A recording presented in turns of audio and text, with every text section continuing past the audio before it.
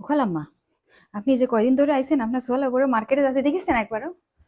ওরে খালাম্মা, অথচ আপনি যদি না থাকতেন খালাম্মা প্রতিদিন তিনবার করে মার্কেটে যায়, তিনবার করে। তার জামা কাপড় জুতো স্যান্ডেল ধরে না খালাম্মা। ক্যাবিনেট একটু খুলে দেখেন, খালি আমার কথা বিশ্বাস না হয় আপনার। আর খালি তার কিনলে এটা বুঝতাম যে তার ভাই বোন বাপ মা গোষ্ঠী জ্ঞাতি 14 গোষ্ঠী যার যেখানে আছে সমস্ত তাদের হচ্ছে set by set part by part কিনে এইরকম বস্তা করে করে সব বাপের বাড়ি পাঠায় দেখালাম মা। আপনার তো দূরে থাকেন, ওগুলো কিচ্ছু দেখেন না খালাম্মা। আমি খালি দুই চোখ ভরে দেখি আর কই আল্লাহ কি অপচয়। আমি কিছু কই না, আমি যে কাজের বুয়া, আমি কর কি খালাম্মা, একটু দেখি। আরে বাবা, ও খালাম্মা, আপনি এই যে আইছেন কয়দিন ধরে আপনার বউ সোয়ালের বউরে ফোনে কথা বলতে শুনিছেন? শুনবেন না তো। অথচ এই আপনি না থাকলে 24টা ঘন্টা আপনার বউটা কানের মধ্যে দেখেন, এই যে নিয়ে পড়ে থাকবে।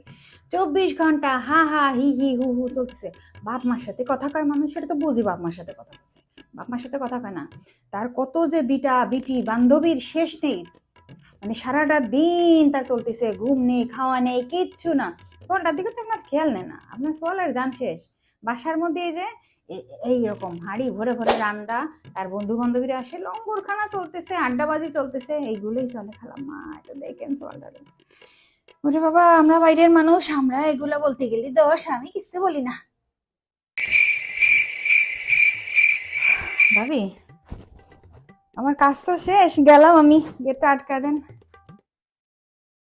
আর একটা কথা কতাম ভাবি, আপনার শাশুড়ি এরম মানুষ কেন?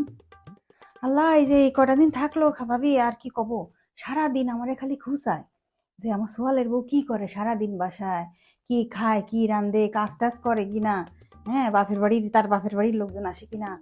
এত খুশি আল্লাহ, আমি অবাক হয়ে গেছি ভাবি। মানে আপনার মতো বউ পাইছে, এটা তোর কপাল।